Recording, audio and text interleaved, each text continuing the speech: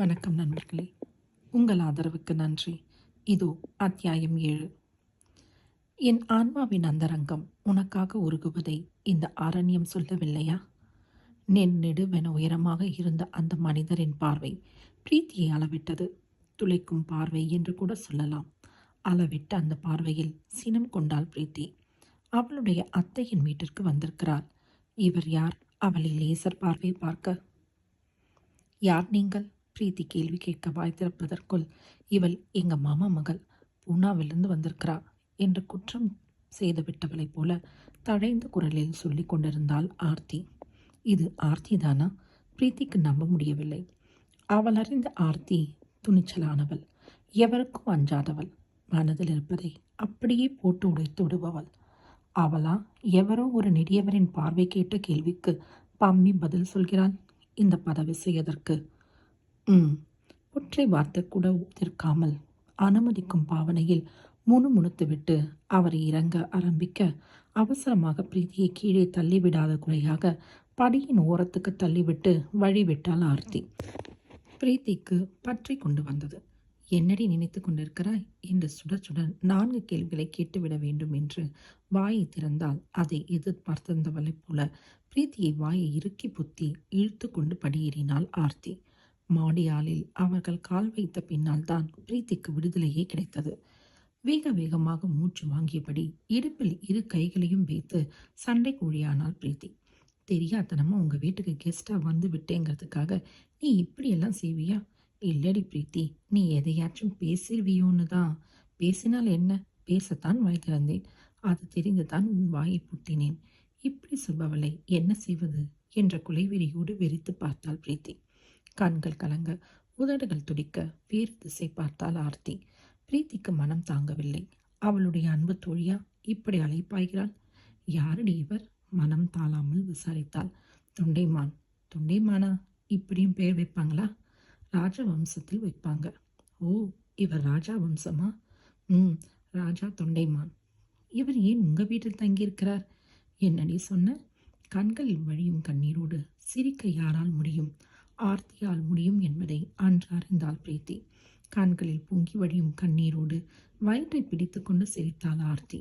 நீ இருக்கியே, கேட்கிற கேள்விகளையே ஆளை சிரிக்க வச்சிருவ. ஓடி போ. அவர் எங்க வீட்டில் தங்கியிருக்கிறாரா? Good joke. வெளியில் சொல்லிடாதே, முத்து வச்சிருவாங்க. இது உங்க வீடு தானேடி ஆர்த்தி? ஆர்த்தி முகத்தை துடைத்து கொண்டு மாமன் மகளை வாத்சல்யத்துடன் பார்த்தாள். பிரீத்தியின் முடி கோதி கன்னத்தில் தட்டினாள். பல வருஷ கதையை ஒரே நிமிஷத்துல சொல்லிவிட முடியாது பிரீத்தி. உன் கேள்விக்கு நிச்சயம் பதில் கிடைக்கும். இப்போது இல்லை, வா, உன் ரூமை காட்டுறேன். பிரீத்தி நின்று நிதானமாக மாடி ஹாலை பார்வையிட்டாள். இதுவும் பெரியதுதான் என்றாலும் தரைத்தளத்தில் இருந்த ஹாலை போல பெரியது அல்ல. அதில் 1/10 பங்கு தான் இருக்கும். இதுவே பிரம்மாண்டமாக இருந்தது. தரைத்தளத்தில் சுவர், அதில் ஓவியங்கள் என்று இருந்தால் இங்கே சுவருக்கு பதில் கண்ணாடி கதவுகளுடன் கூடிய ஜன்னல்கள் இருந்தன.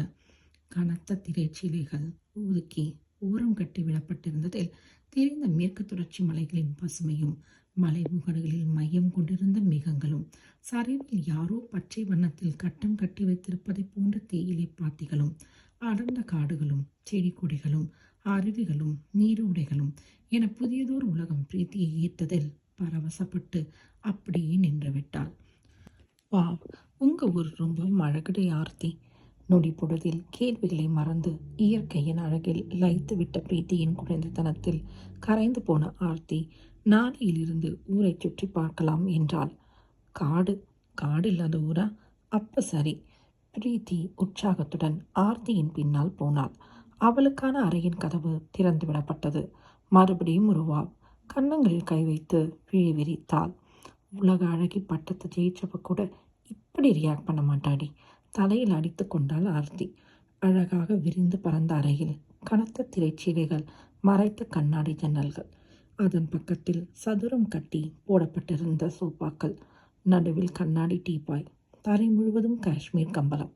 இந்த பக்கமாக சுவரில் பெரிய டிவி, அதற்கு நேர் எதிரே பெரிய கட்டில், நுரை மெத்தை, அருகே கண்ணாடி டீப்பாய். அறையின் நடுவே இருந்த கதவை திறந்தால் உடை மாற்றும் அறை. சுவர் முழுவதும் அலமாரிகள், நடுவே ட்ரெஸ்ஸிங் டேபிளும் ஆளுயர கண்ணாடியும் அதையொட்டி குளியலறை. செம செம செமடி. ஆர்த்தி பதில் ஏதும் சொல்லவில்லை. இப்படி வியக்கும் பிரீத்தி பங்களாவாசி. பூனாவில் கங்காதரன் சொந்தமாக ஆட்டோமொபைல் ஷாப்பும் டிபார்ட்மெண்டல் ஸ்டோரும் நடத்தி வந்தார். விஐபி ஏரியாவில் பங்களா, கார் என்று இருப்பவரின் மகள்தான் பிரீத்தி. அவளே வாய் பிளக்கிறாள் என்றால் அது மிகையல்ல. அரண்மனை போன்ற அந்த மாளிகையின் அழகும் செல்வச் செழிப்பும் நேர்த்தியும் அப்படிப்பட்டதுதான். அதன் அருகே கூட கங்காதரனின் வசதி வந்துவிட முடியாது. ரசித்தது போதும். எனக்கு போதாதே ஆர்த்தி, இங்கே தானே இருக்க போகிற, கொஞ்சம் கொஞ்சமாக ரசிச்சுக்கலாம். ஆர்த்தி கதவை அடைத்து விட்டு போனாள். உள்ளே தாழிட்ட பிரீத்தி ஜன்னலை மறைத்திருந்த கனத்த திரைச்சீலையை விளக்கினாள். ஹாலில் பார்த்த அதே இயற்கை காட்சி. கானகத்தின் மத்தியில் அவள் இருப்பதை போன்ற உணர்வு. சற்று நேரம் அப்படியே நின்றவள் மூட மனமின்றி திரைச்சீலையை இழுத்து மூடினாள். வனிதாமணி கொண்டு வந்து வைத்திருந்த பெட்டிகளை உடை மாற்றும் அறைக்குள் இழுத்துச் சென்றவள் அங்கிருந்த சுவர் அலமாரியில் பெட்டியில் இருந்த உடைகளை எடுத்து சீராக அடுக்கி வைத்தாள். காலி பெட்டிகளை மூடி அலமாரியின் அடித்தட்டில் வைத்தவள் வெட்டி முறித்து விட்டதைப் போல கைகளை நெட்டி முறித்தாள். குளியலறைக்குள் வெட்டி பார்த்தவள் மயங்கி விழாது குலைத்தாள். மிகப்பெரிய அறை ஒன்றை குளியலறையாக மாற்றி அமைத்திருந்ததைப் போல அது பெரிதாக இருந்தது. நீண்டு அகன்ற பாத்தபில் வெந்நீரை நிரப்பி கை கால்களை நீட்டி படுத்தவளுக்கு அலுப்பெல்லாம் மூடிவிட்டது. சடுகுடு விளையாடாத குறைதான். குளித்து உடை மாற்றி கட்டில் விழுந்தவளை கனவுகளற்ற தூக்கம் ஆக்கிரமித்து கொள்ள இமைகளை சிறுக சரிந்தவள் தூங்கிவிட்டாள். அறையின் காலிங் பெல் அலறி அவளை எழுப்பிவிட்டது. பிரீத்திக்கு எழுந்து கொள்ள மனமில்லை. அவளது ஆழ்ந்த தூக்கத்தை கலைத்தது யார் என்ற கோபத்தோடு போய் கதவை திறந்தாள். அம்மா என்று லேடி மதன் பாபாக வனிதாமணி நின்றிருந்தாள். அலராத குறையாக தன்னையும் அறியாமல் பின்வாங்கிய பிரீத்திக்கு தூக்கம் பறந்துவிட்டது. வா வா வனிதா என்றார். என் பேரு வா வா வனிதா இல்லம்மா, வனிதாமணிமா. என்னவோ ஒன்று. இப்போ எதுக்கு என் தூக்கத்தை விரட்டின? நான் எங்கம்மா விரட்டினே? தன் மீது சுமத்தப்பட்ட அபாண்டமான குற்றச்சாட்டில் சிரிக்க மறந்த வனிதாமணி ஓடிவிட்ட தூக்கத்தை தேடி பிடித்து கொண்டு வந்து விட வேண்டும் என்ற தீவிரத்தோடு அறைக்குள் எட்டி பார்த்தாள். இங்கே ஒன்றுமே இல்லை. தூக்கம் கலந்த எரிச்சலுடன் சொன்னாள் பிரீத்தி. நீங்க இருக்கீங்களேம்மா. அதுக்கு ஒன்றுமே இல்லைன்னு சொல்றீங்களேம்மா. சிரிக்கும்போது வனிதாமணி வேறு விதமான அழகோடு மிளர்ந்தாள். சிரிப்பு என்பது மனதுக்கும் உடலுக்கும் புத்துணர்வை தரும் அருமருந்து. சிரிக்க தெரிந்தவர்கள் பாக்கியசாலிகள். வனிதாமணியின் சிரிப்பை பார்த்து பயந்து பூனாவுக்கு ஓடாமல் இருக்க இப்படியெல்லாம் நினைத்து தன்னை தேற்றிக் கொண்டாள் பிரீத்தி. வேறு வழியில்லை. விசாகா அத்தை இருக்கும் அந்த அரண்மனையில் கொஞ்ச காலம் தங்க வேண்டும் என்றால் வனிதாமணியின் சிரிப்பை ரசிக்க கற்றுக்கொண்டு தான் ஆக வேண்டும். பரவாயில்லையே, நீ கூட ஜோக் அடிக்கிறியே. நிஜமாவாமா? பாராட்டை கேட்ட பரவசத்தில் சிரிக்க மறந்தாள் வனிதாமணி. அவளை திசை திருப்ப இப்படி ஒரு வழியுண்டு என்று கண்டுபிடித்து விட்டதில் தன்னை கொலம்பஸ் போல உணர்ந்து புலங்காகிதப்பட்டு போனாள் பிரீத்தி. இல்லை என்றால் வனிதாமணி சிரித்து சிரித்தே பிரீத்தியை ஒரு வழியாக்கி பூனாவுக்கு ஊட்டி விட்டு விடுவாளே. இதை இப்படியே விட்டுவிடக்கூடாது. பிரீத்தி, கோழியை அமுக்கிறியோ இல்லையோ, இவளை அமுக்கிருடி. பிரீத்தி வனிதாமணியை உற்று பார்த்ததில் உவகை கொண்டாள் வனிதாமணி. வடக்கத்திய ஊரிலிருந்து வந்திருக்கும் அழகி அவளை உற்று பார்ப்பது பெருமை அல்லவா? என்னம்மா அப்படி பார்க்குறீங்க? ஆரம்பிச்சிட்டியா? இந்த ஈயை கொஞ்ச நேரம் ஏறக்கட்டே.